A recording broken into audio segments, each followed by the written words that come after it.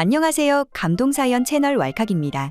꾸준히 한국과 각별한 인연이 있는 외국인분들의 이야기를 생생하게 전달하는 데 힘쓰도록 하겠습니다. 이제 오늘의 사연자분 모셔볼게요. 사연자님 안녕하세요. 안녕하세요. 저는 영국에서 연극 연출자이자 배우로도 출연하는 안젤라라고 해요. 반갑습니다. 제가 오늘 전해드릴 이야기는 대전의 지하철에서 느낀 따뜻하고 특별한 경험에 대한 것이에요. 잘 부탁드립니다.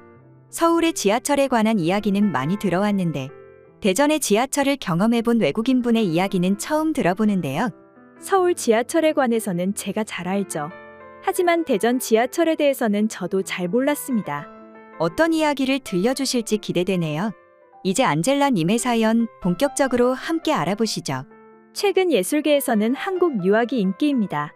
오징어 게임이나 케이팝 무대 등 문화예술에서 한국의 위상이 높아졌기 때문인데요. 제가 막 영국의 예술대학을 졸업했을 때 한국 영화와 여러 드라마를 접한 뒤 한국으로 유학을 가고 싶어졌죠. 부모님은 영어를 쓰는 미국이나 영국에 유학을 가는 게 좋지 않겠냐고 하셨지만 저는 남들과는 색다른 경험을 가지고 있는 특별한 배우이자 연출가가 되고자 했습니다. 한국에 유학을 온 뒤 저는 한국 문화계만이 가지고 있는 특별한 연출 기법뿐만 아니라 한국 사람들이 만든 수많은 작품들을 눈과 몸으로 직접 접할 수 있었죠. 영국이나 미국 사람들과는 다른 관점으로 세상을 표현하는 모습에 저는 흠뻑 빠지게 되었어요. 그리고 저는 한국 남자와도 사랑에 빠졌고 얼마 지나지 않아 그 사람과 결혼식을 올리면서 한국에 눌러 살기 시작했습니다. 한국에서 아예 눌러 살게 되자 한국 문화를 밀접하게 목격하고 체험하게 되었어요. 한국 사람들은 이럴 때 어떻게 행동하고 어떤 행동에 대해 어떤 평가를 내리는지 그런 것들을 많이 이해하게 되었죠. 안젤라님은 한국 사람들의 어떤 행동이 가장 인상 깊으셨나요? 대전 지하철에서 느낀 특별한 경험 외에는 이건 상당히 인상 깊었죠. 서로에게 친한 사이일수록 더욱 예의 바르게 행동하는 것이에요. 그게 영국과는 조금 다른 느낌입니다. 영국의 경우에는 친할수록 서로에게 심한 장난이나 이런 게 많아지는데 한국은 서로의 기분을 최대한 배려하고 지켜주죠. 초면일 때 상대방의 나이를 먼저 물어보는 것도 신기해요. 물론 요즘 젊은 세대들은 나이가 많다고 해서 바로 반말이 나오진 않는데요. 할아버지나 조금 나이 드신 분들은 나이가 적으면 반말을 하시면서 급속도로 친밀감을 형성하시려고 합니다. 물론 영국 사람들은 나이보단 절대적으로 내가 얼마나 이 사람과 얼마나 오랜 시간을 보냈는지가 중요하죠. 그런데 한국은 일단 친해질 수 있는 계기가 마련되면 알던 시간이 얼마나 지났든지 순식간에 친구가 되어버려요. 저도 이런 것에 익숙하지 않아서 처음에는 잘 알지도 못하는데 왜 이리 친구처럼 굴지했었습니다. 그런데 한국 사람들과 자주 부대끼고 일하다 보니 어느새 저도 한국 사람들처럼 나이를 물어보고 최대한 친하게 해주려고 하더라고요. 벌써 한국인이 다 되셨군요. 그런데 남편분은 어떻게 만나게 되신 건지 궁금합니다. 제 신랑은 연출가예요. 특히 연출을 주로 좋아해서 미국과 영국에서도 길거리 연극 등 여러 공연을 제작해 본 사람이죠. 제가 처음에 신랑을 만났을 땐 그 사람이 가진 지식을 내 것으로 만들기 위해 다가갔었어요. 그런데 오히려 그런 지식보다는 신랑이 가진 남자다운 매력에 푹 빠지게 되었습니다.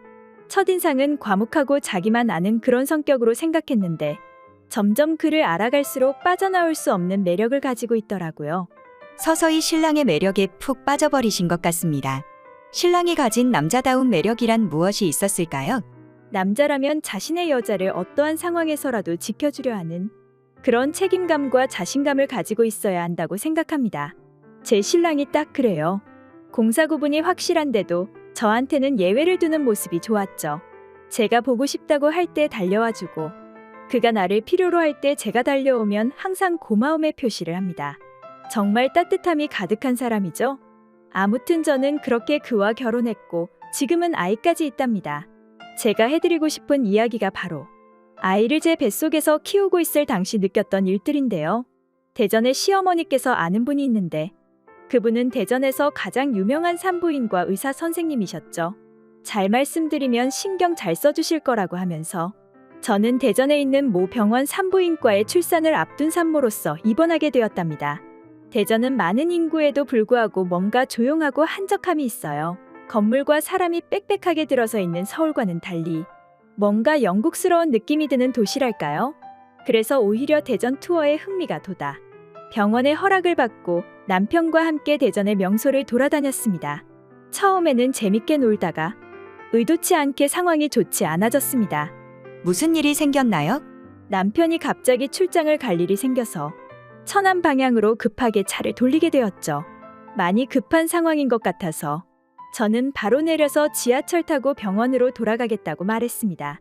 남편은 미안하다는 말과 함께 천안으로 갔고 저는 혼자 지하철을 타고 병원을 향해 출발했는데요. 갑자기 제 컨디션이 말이 아니게 된 겁니다.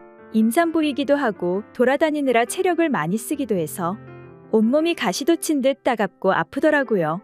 당시에는 또 퇴근 시간이라 지하철도 엄청 붐벼서 제가 앉을 자리가 없을 줄 알았죠. 역시나 지하철은 발 디딜 틈 없는 상황이었습니다. 그런데 그 사이에 저는 놀라운 광경을 발견했죠.